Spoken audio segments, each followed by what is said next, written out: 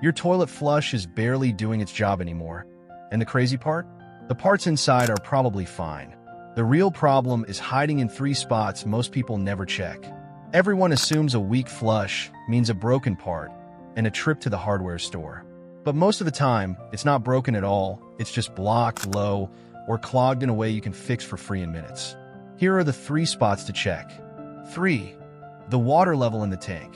Pop the lid off and check how high the water sits against the marked fill line inside. If it's sitting too low, there simply isn't enough water to push a strong flush. Nudge the float up a little so the tank fills higher, and you'll feel the difference on the very next flush. 2.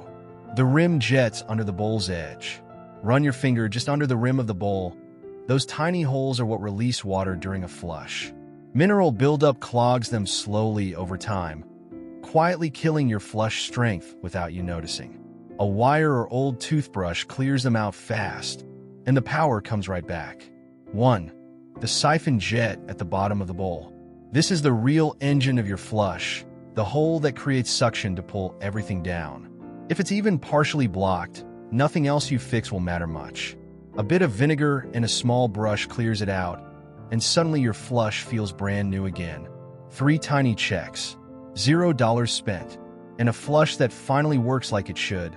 If this just saved you a trip to the hardware store, hit subscribe, more fixes like this coming.